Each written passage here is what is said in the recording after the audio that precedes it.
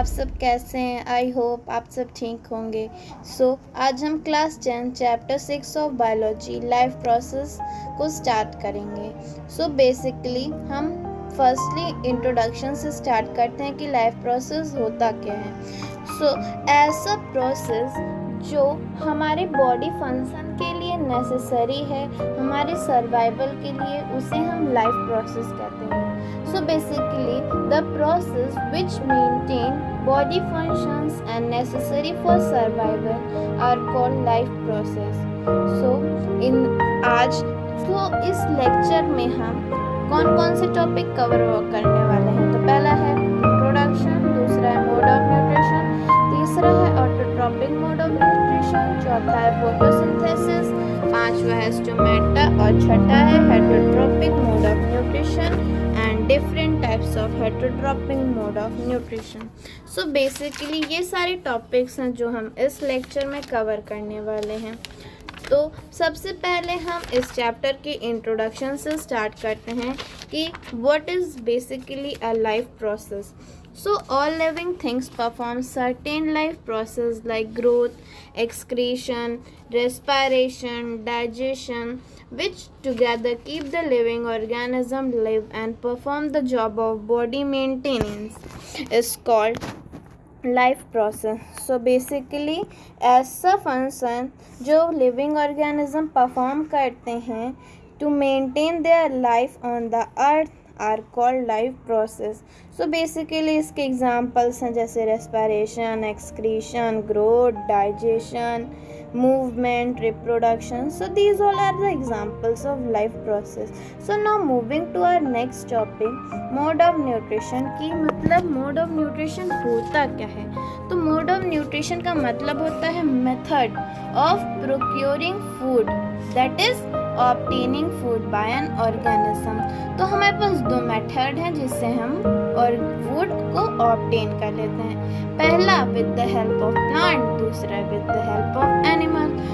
Nutrition in plant में पहला point है कि प्लांट जो है वो एक ऑटोट्रॉप्स होते हैं। ऑटोट्रॉप्स मतलब कि they make their own food. अब जो वो खुद ही से अपना फूड बना रहे हैं तो उनका नाइट्रोजन रिक्वायरमेंट कैसे पूरा होगा। तो उनका नाइट्रोजन रिक्वायरमेंट इनसे खाने से पूरा हो जाएगा। These are the 3 points in the nutrition in plant. Now nutrition in animals. Animals जो है वो एक heterotrophs हैं, वो animals और plant पे डिपेंड होते हैं अपने फूड के लिए। Basically animals are called heterotrophs. Now we are moving to our next topic, autotrophic mode of nutrition. The word auto means self and trophic means nutrition. So autotrophic means self nutrition. It is a kind of nutrition in which inorganic materials like CO2, water are utilized to prepare inorganic food by the process of photosynthesis.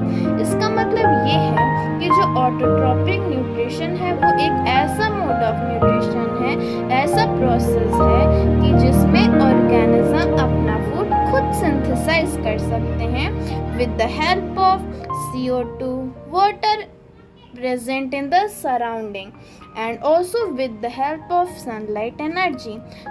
Basically जो autotrophic mode of nutrition है वो green plants में पाया जाता है। कुछ ऑटोट्रोपिक्स bacteria भी होती हैं जो ऑटोट्रोपिक मोड ऑफ न्यूट्रिशन से अपना फूड बना लेती हैं। बेसिकली ऑटोट्रोप्स को ऑटोट्रोपिक्स मोड ऑफ न्यूट्रिशन की ज़रूरत होती है। ऑटोट्रोपिक ऑर्गेनिज्म जो है वो कंटेन करते हैं ग्रीन पिगमेंट जिसे क्लोरोफिल कहते हैं, जो कि कैपेबल होता है ट्रैपिंग ऑफ सनलाइट। अगर सनलाइट ट्रैप करेंगे तभी तो प्लांट अपना फूड बना पाएंगे, क्योंकि फोटोसिंथेसिस, द वर्ड फोटोसिंथेसिस मतलब फोटोसिंथेसिस के लिए सनलाइट और क्लोरोफिल दोनों इम्पॉर्टेंट होता है। Green pigment called chlorophyll is present in some plants because It is very important for the autotropic mode of nutrition. So basically, the trapped sunlight energy is utilized by the autotrophs to make food by combining inorganic material like CO2, water present in the environment by the process of photosynthesis. इसका मतलब कि जो sunlight होती है, sunlight energy होती है, वो क्या करती है कि क्लोरोफिल के प्रेजेंस में एनर्जी को ट्रैप कर लेती है, कंबाइन करती है CO2 एंड वाटर के साथ एंड फॉर्म कर लेती है फूड. सो नाउ अब हम लोग अपने नेक्स्ट टॉपिक फोटोसिंथेसिस पे चलते हैं कि बेसिकली फोटोसिंथेसिस होता क्या है. जो फोटोसिंथेसिस है ये एक प्रोसेस है by which green plants make their own food. ऐसा प्रोसेस जिससे ग्रीन प्लांट्स अपना खुद का फूड बना लेते हैं in the presence of CO2 and water by using sunlight energy in the presence of chlorophyll is called photosynthesis. photosynthesis के time जो ऑक्सीजन गैस होती है वो रिलीज हो जाती है और इसी प्रोसेस को हम लोग फोटोसिंथेसिस कहते हैं. ये देखिए, इसमें हमने आपको बताया कि हम कैसे इसको एक्सप्रेस कर सकते हैं इन इक्वेशनल फॉर्म. तो इसमें देखिए 6CO2 plus 6H2O in the presence of chlorophyll and sunlight gives C6H12O6, which is a molecular formula for glucose, and O2 is released in this process. So basically, process of photosynthesis takes place in green leaves of plant. So basically photosynthesis green plants में होता है, मतलब उनकी green leaves में. So food is made in green leaves of the plant. The green leaves of plant make the food by combining CO2 and water in the presence of sunlight and chlorophyll. So जो food prepare होता है green plants में, it forms a simple sugar called glucose. जैसे कि मैंने आपको बताया C6H12O6. So जो ग्लूकोज फूड मेड करता है लीव, वो डिफरेंट पार्ट्स ऑफ प्लांट में डिस्ट्रीब्यूट हो जाता है और it is sometimes stored in the form of starch. Basically starch is stored in the leaves of plant. Basically जो ग्लूकोज होता है, मतलब जो फोटोसिंथेसिस होती है वो लीव्स में होती है, वहाँ पे मेन प्रोडक्ट ग्लूकोज फॉर्म होता है और बेसिकली लीव्स में जाके वो स्टार्च के फॉर्म में स्टोर हो जाता है. So green plants convert sunlight energy into chemical energy by making carbohydrates. Carbohydrates को बनाते बनाते जो सनलाइट एनर्जी होती है उसको केमिकल एनर्जी में कन्वर्ट कर देते हैं. ठीक है. Now food prepared by the photosynthesis provides all the energy to plant which is needs to grow.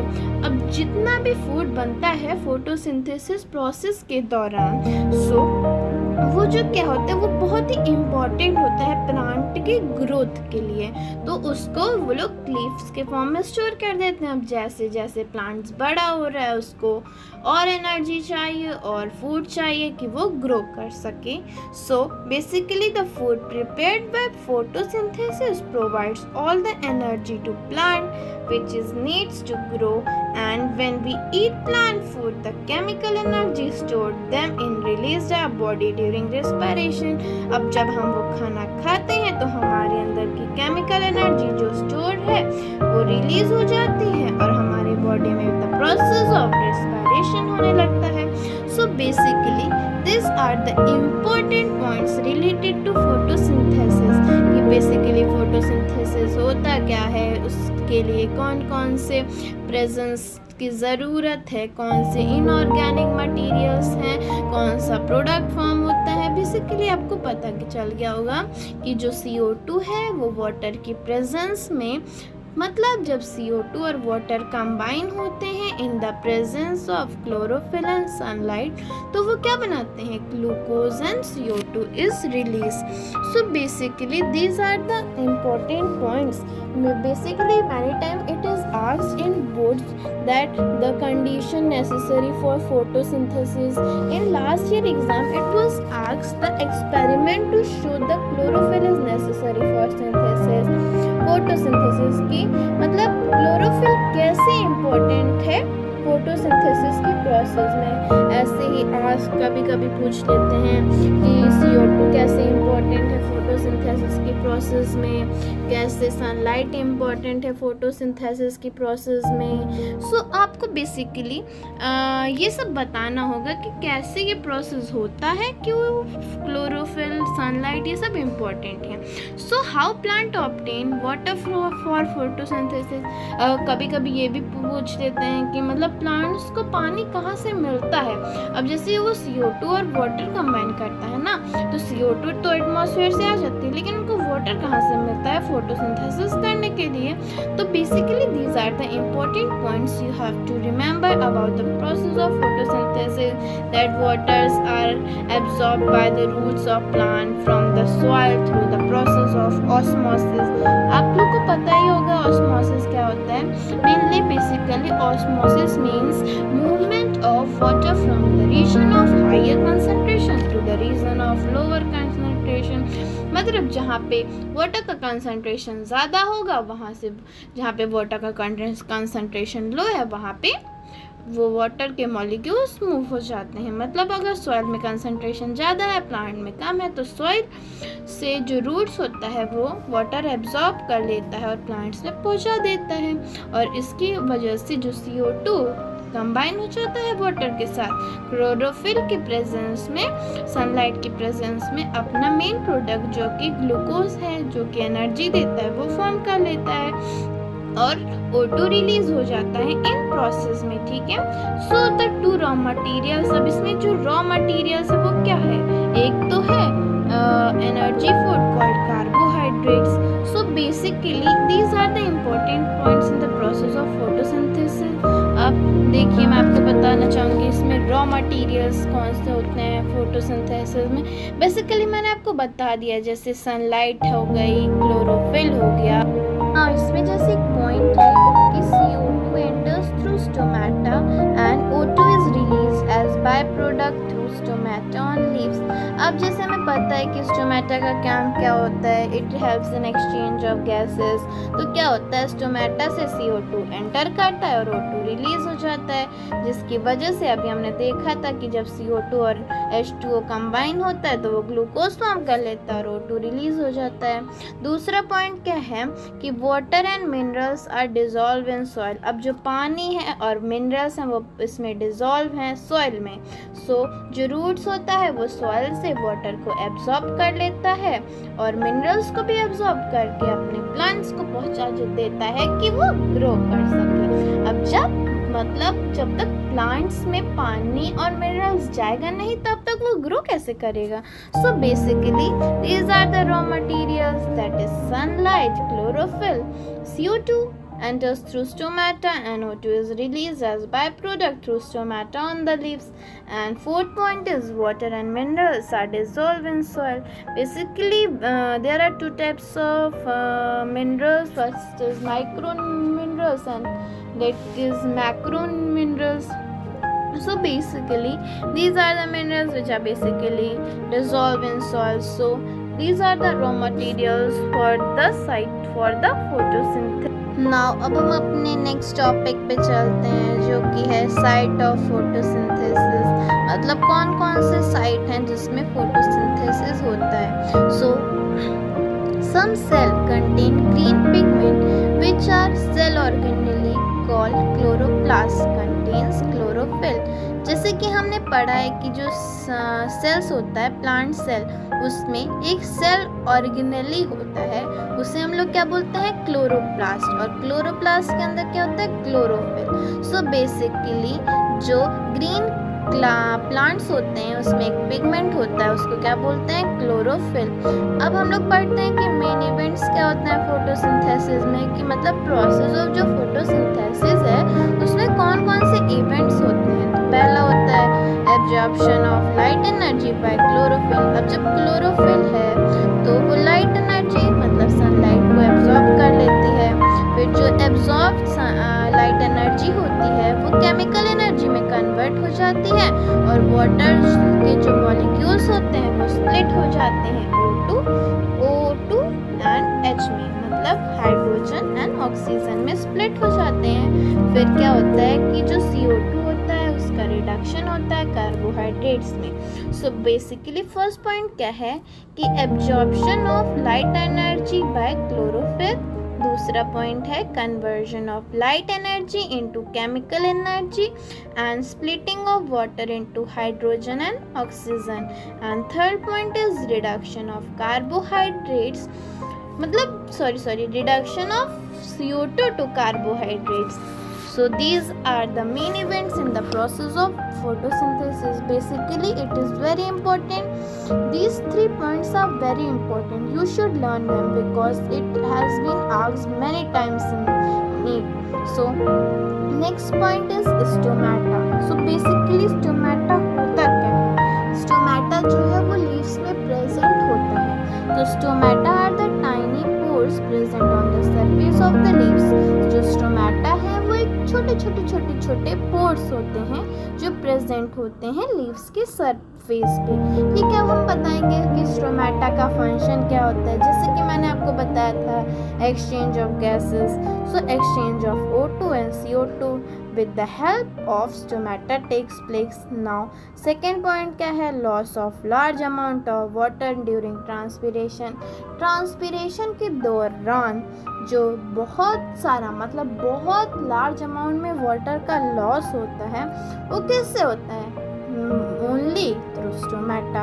So basically these 2 points are very important. You should remember about stomata, that why it is necessary in leaves and what are the functions of stomata. Basically it has been asked many times, so please remember these 2 points. Now moving to our next topic, that is heterotrophic mode of nutrition. So basically heterotrophic mode of nutrition होता क्या है? So in this mode of nutrition an organism is unable to synthesize its own food. इस process में क्या होता है कि जो ऑर्गेनिज्म है वो अपना फूड खुद नहीं बना सकता है, उसको किसी न किसी की हेल्प चाहिए, चाहे वो प्लांट हो चाहे वो एनिमल हो। इसका मतलब कि ऐसा मोड ऑफ न्यूट्रिशन जिसमें कि वो खुद फूड नहीं बना सकता, it is totally dependent upon plants और animals for the process of food taking, that is synthesis of food. We have just studied the nutrition of plants. So we have learned that plants are autotrophic organisms which can manufacture their own food. So plants don't have to look to others for getting their food, but they are food producers themselves. We basically call plants food producers themselves. But this is not so in the case of animals. Animals are heterotrophs and hence depend upon other organisms for their food. Thus animals need an external source, मतलब उनको बाहर का source चाहिए. We will now discuss how animals obtain their food. So first basically animals obtain their food from plants or other animals. So basically with the help of plants, like that some animals eat plants like grasses, cow eat grasses, deer eat grasses. So they are totally dependent on grass, that is plant, for their food. Now some animals eat animals, for example lion, deer, tiger. They basically not are going to eat grasses, so they are basically dependent upon animals, that is animals dependent upon animals for their nutrition. So this is called heterotrophic mode of nutrition, that the animals are not unable to synthesize their own food. They are totally dependent either on plants or on animals for their food. So basically there are different types of modes of nutrition in heterotrophs. So first is holozoic. अब basically holozoic होता क्या है, मतलब holozoic mode of nutrition क्या होता है? तो animals take solid food in and break down smaller sizes. मतलब कुछ एनिमल्स होते हैं कि वो सॉलिड फूड खा लेते हैं और उनके बॉडी के इनसाइड ही वो छोटे छोटे पार्ट्स में डिवाइड हो जाता है। जैसे अमीबा को हमने देखा है कि मतलब वो फूड को इनगल्फ कर लेता है और उसके बाद जो फूड होता है वो उसी के अंदर डिफरेंट मतलब स्मॉल पार्ट्स में ब्रेक हो जाता है, उसके बाद वो उसको फेंक देता है, मतलब उसको इजेशन कर देता है। सो बेसिकली ऐसा एनिमल्स में भी होता है कि वो लोग मतलब बेसिकली ऐसा एनिमल्स में होता है कि वो सॉलिड फूड इन करते हैं और वो जो सॉलिड फूड है वो उनके बॉडी में ही स्मॉल पीसेस में ब्रेक डाउन हो जाता है। दूसरा क्या है, इट्स सेप्रोफिटिक। अब सेप्रोफिटिक मोड ऑफ न्यूट्रिशन क्या होता है, कुछ ऑर्गेनिज्म होते हैं वो डेड एंड डीकेइंग मैटर पे होते हैं, जैसे कि उनको सिर्फ डेड एंड डीकेइंग मैटर खाते हैं, जैसे ऐसे कुछ एनिमल्स भी होते हैं, बट बेसिकली ऐसे एग्जांपल होता है फंजाई और बैक्टीरिया की, वो लोग डेड और डीकेइंग मैटर पे ही पाए जाते हैं। और एक एनिमल होता है, you might be knowing vulture, it's only eating the dead and decaying matters. So basically saprophytes जो होते हैं वो डेड एंड डीकेइंग मैटर पे डिपेंड होते हैं अपने फूड के लिए। अब basically we are moving to next topic, that is parasite. अब पैरासिटिक मोड ऑफ न्यूट्रिशन। अब पैरासिटिक मोड ऑफ न्यूट्रिशन क्या होता है कि दे लिव इनसाइड, मतलब पैरासाइट्स जो होते हैं वो इनसाइड और आउटसाइड द ऑर्गेनिज्म रहते हैं और वो अपना न्यूट्रिशन वहीं से ले लेते हैं। अब जैसे होते हैं टेपवर्म हमारे अंदर होते हैं और वो लोग हमारे अंदर से ही अपना फूड खा लेते हैं। और जैसे टिक्स होते हैं वो सब भी अपना न्यूट्रिशन ले लेते हैं। So basically they live inside or outside the organism body and derive their nutrition from that. So parasitic nutrition is that nutrition in which an organism derives its food from the body of another organism called its host without killing it. The organism which obtain the food is called parasites. The organism from whose body food is obtained is called host. We can now say that parasite is an organism which feeds on other organism called its host. So basically इसके example हैं fungi, bacteria and कुछ plants भी होते हैं जैसे Cuscuta that is amarbel and some animals भी होते हैं जैसे प्लाज्मोडियम, राउंड वॉर्म्स। और thus the microorganism plasmodium is a parasite and roundworms which causes disease in mans and domestic animals is also a parasite. Roundworms live inside the body of man and his domestic animals. Several fungi and bacteria and plants like Amarbel are also parasites. So these are the examples of parasites, and one is the more, that is ticks and tapeworm. So remember that there are the different types of heterotrophic mode of nutrition, like, and that why it is importance, and mainly it is asked that distinguish between the different types of heterotrophic mode of nutrition. So basically these are the important points you should remember. So now I am ending my lecture, so we will meet in next lecture of this chapter. So thank you.